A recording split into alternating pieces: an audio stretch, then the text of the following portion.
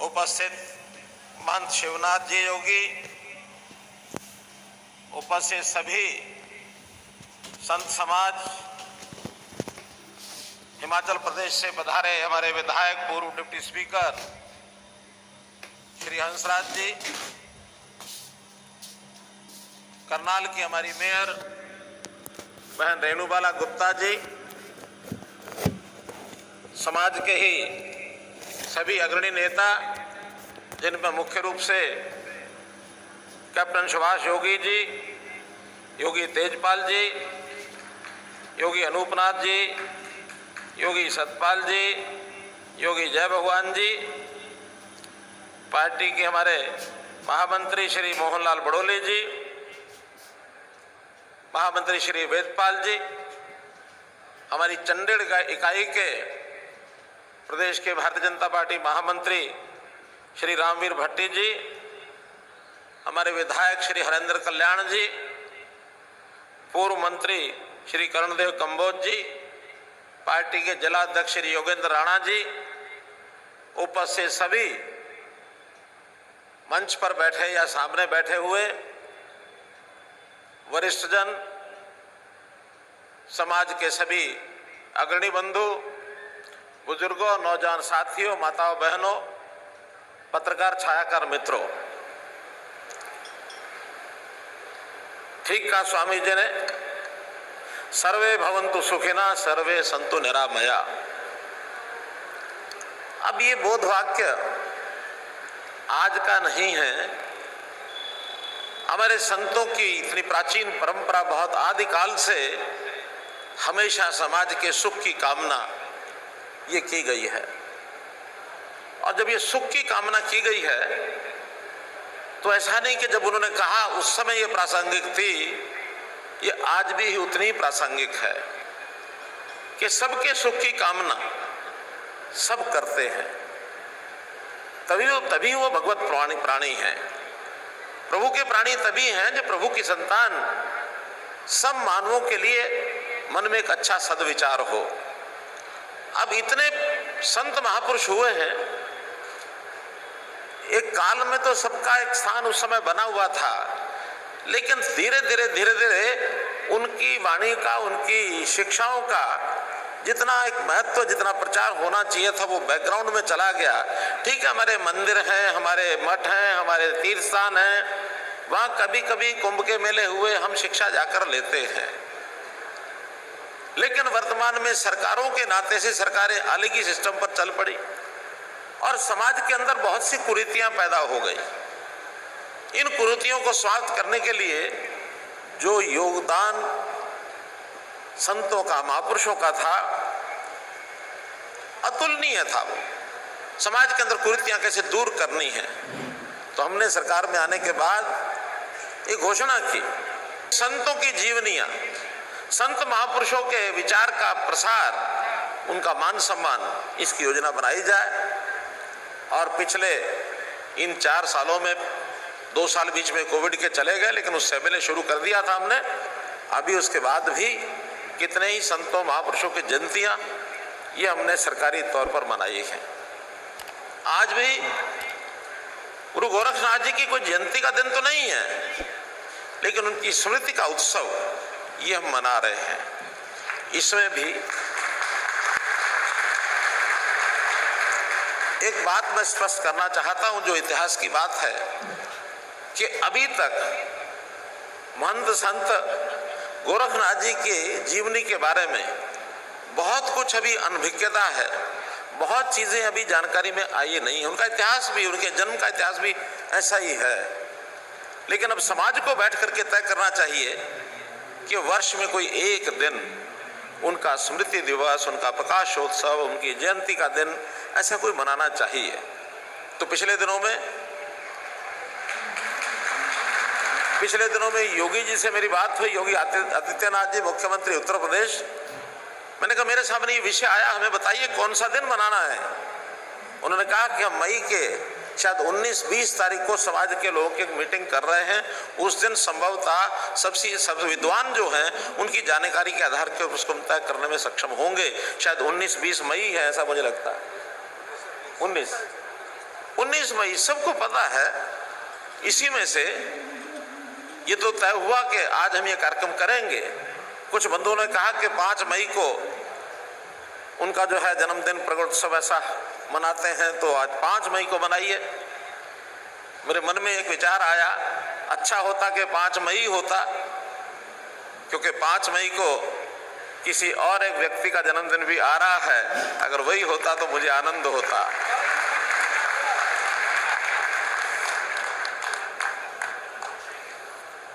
लेकिन अभी जो विवाद हो गया तो मैं कह नहीं सकता कि वो 5 मई होगा या कौन सा होगा। लेकिन उस उपलक्ष्य में 4 मई को आज हम उनका एक स्मृति उत्सव ये मना रहे हैं। इस अवसर पर मैं आप सभी को, समाज के नेताओं को, संतों को, सबको अपनी ओर से बहुत बहुत बधाई, बहुत बहुत शुभकामना देता हूं। विषय बहुत रखा जा सकता, लेकिन आज मैं थोड़ा दूसरे एक विषय पर एक नए एंगल से आपके सामने विषय रखूंगा। पिछले दिनों में दर्जनों ऐसे कार्यक्रम हुए, अलग अलग समाज के हुए।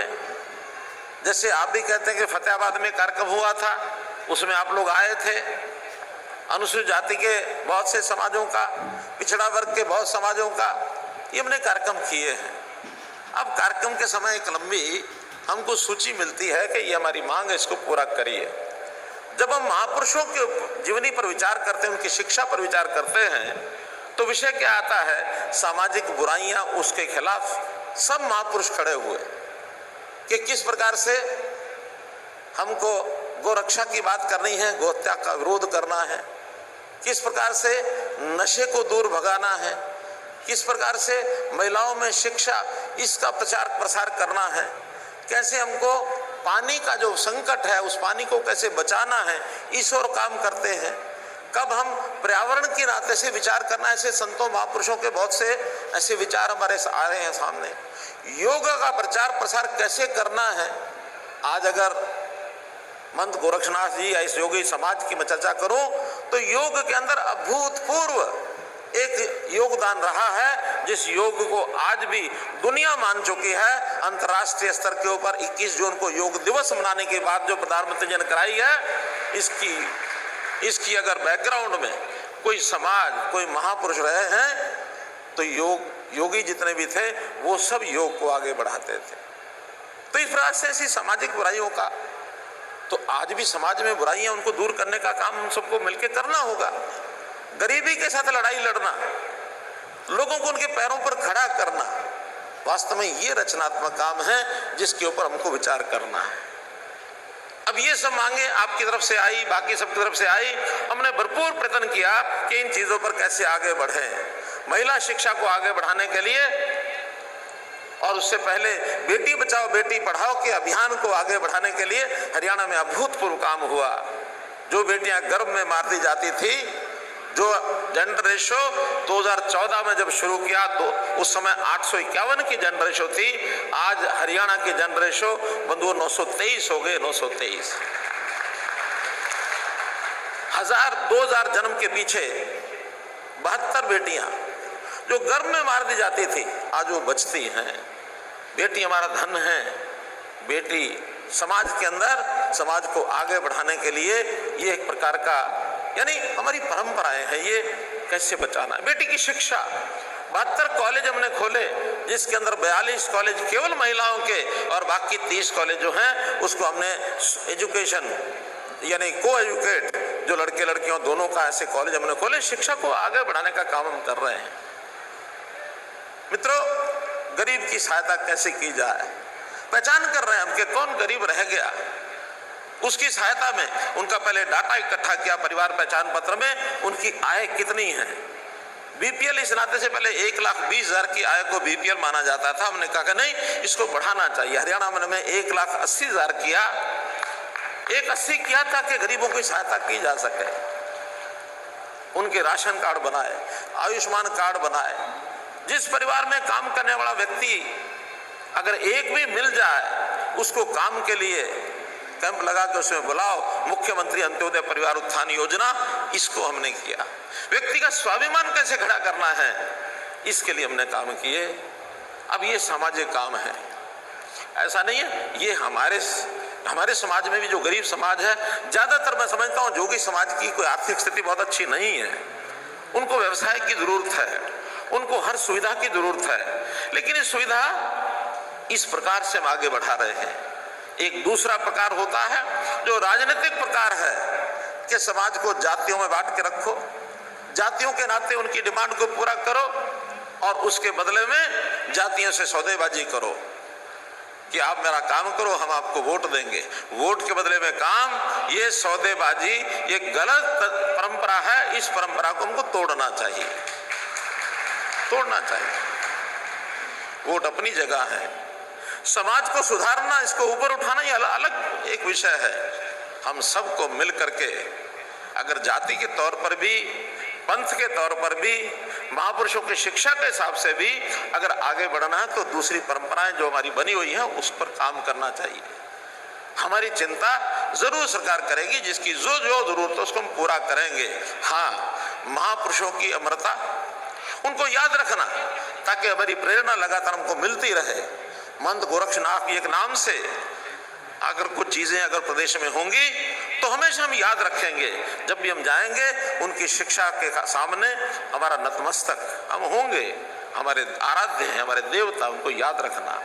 तो इस परंपरा पर हमने हरियाणा में काम किया है और उस नाते से जितनी भी बातें आपने बताई उनमें से बहुत सी बातों का विचार हमने किया है। जिस प्रकार से एक विषय आया कि महंत गोरखनाथ जी का कैसे उनके नाम को याद रखें, मुझे कष्ट के साथ बात करनी पड़ रही है कि आपके संगठन, 5 संगठन तो मैं जानता हूं, अलग अलग संगठन काम करते हैं, अलग अलग एरिया में करते हैं, अलग अलग नेता हैं, और भी ज्यादा होंगे। मेरा कहना है कि सबसे पहला काम पूरे समाज की एकता, एक होकर के एक नेतृत्व बना करके आगे बढ़े, ये सबसे पहली आवश्यकता है।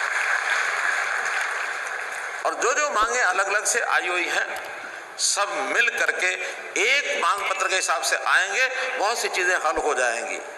जैसे हम 2 या 3 शहरों के अंदर महंत गोरखनाथ जी के नाम से कुछ चौक का नाम रखेंगे, लेकिन वो जब तब आप सहमत होकर के हमको बता देंगे। हम 2 या 3 मार्गों का नाम उनके नाम से रख देंगे, आप सहमत होकर के बता दीजिए कि महंत गोरखनाथ जी के नाम से ये मार्ग रखने हैं, बशर्ते कि पहले किसी और का नाम नहीं होना चाहिए, क्योंकि हम किसी दूसरे को तकलीफ भी नहीं पहुंचा सकते, नहीं ना पहुंचा सकते। हमारे जो अपने आराध्य हैं उनके नाम से अलग से मार्ग हम रखें। कोई एक शिक्षण संस्थान, कोई कॉलेज से हम शुरू करेंगे, किसी एक कॉलेज का नाम महंत गोरखनाथ जी के नाम से उनका नाम रखेंगे। डिमांड में आया कि उनके नाम की एक चेयर स्थापित की जाए, तो मैंने महंत जी से अभी बात की है, महंत बालकनाथ जी से। तो विश्वविद्यालय बाबा मस्तनाथ विश्वविद्यालय जो अस्तलबोर में है, इस विश्वविद्यालय में महंत गोरखनाथ जी की चेयर ये स्थापित की जाएगी ताकि उनके नाम का, उनकी शिक्षा का एक प्रकार से शोध किया जा सके। मित्रों, हम लोगों ने पुजारी पुरोहित एक बोर्ड का गठन किया है। अब मेरा एक विचार जो आज डिमांड में भी रखा हुआ है, अलग अलग बोर्ड की बजाय पुजारी पुरोहित में जो हमारे नाथ संप्रदाय के नाथ सज्जन हैं, जो पूजा का काम करते हैं, उन गुरुद्वाराओं की परंपरा में है, अब नाथ संप्रदाय के उन लोगों को भी उस पुजारी पुरोहित बोर्ड के अंदर शामिल करते हैं। ये भी एक घोषणा आपको बताई जाती है। आपकी जो धर्मशालाएं हैं, मुझे मालूम नहीं कितनी हैं, सबसे पहले अगर आप नाथ संप्रदाय की या योगी समाज की जो भी धर्मशालाएं हैं वो सब अगर आप हमको सूची दे देंगे तो यथा योग्य सबको उनके साइज के या उनकी आवश्यकता के हिसाब से योगदान जो है वो भी उसमें अनुदान दिया जाएगा। इस प्रकार की घोषणा भी हम करते हैं। संतों की शिक्षा को पाठ्यक्रम में जोड़ना, ये घोषणा पहले ही कर चुके हैं, लेकिन इतना स्पष्ट करना चाहता हूं कि हर संत महापुरुष के नाम से अलग से पाठ जोड़ना तो शायद बच्चों के साथ जाती हो जाएगी, क्योंकि संत महापुरुषों की लिस्ट बहुत बड़ी बन गई है। उन सबका उल्लेख करते हुए संतों की शिक्षा ये बच्चों को पता लगना चाहिए, इसलिए महंत गोरखनाथ जी की शिक्षा का उल्लेख हम पाठ्यक्रम में जरूर करेंगे, ऐसा आपको विश्वास दिलाते हैं। पंचायती राज संस्थाओं में जैसे एक सज्जन हमारे कैप्टन साहब बोल रहे थे कि उनको आरक्षण के कारण से कितने सरपंच बता रहे थे बने, 31 सरपंच बने और पहली बार बने होंगे जब बीसीए को आरक्षण दिया है। इसी प्रकार का आरक्षण नगरों में जो नगर पालिकाएं, नगर परिषदें हैं, उसके अंदर भी इस चुनाव से पहले लागू कर देंगे ताकि आपके लोग उसमें भी आकर के चुनाव लड़ सकें, आगे बढ़ सकें। हमारे जो पारंपरिक संगीत वादक हैं, सारंगी वादक हैं, फिर कुछ और अन्य जो शिव आदि के ऊपर जो जिस प्रकार से वाद्य बजाते हैं, ऐसे सब वादकों के लिए एक विशेष आयु के बाद जब वो अपना वाद्य बजाने के सक्षम नहीं रहते, आखिर फूंक मारनी होती है और वाद्य फूंक से ही है, तो एक सारी आयु तक वो संभव नहीं होता है। तो जो उनकी सक्षमता समाप्त होगी, ऐसे वाद्य वादकों के लिए अलग से पेंशन की एक स्कीम बन रही है ताकि उनकी आजीविका की पेंशन उनको ये मिल सके।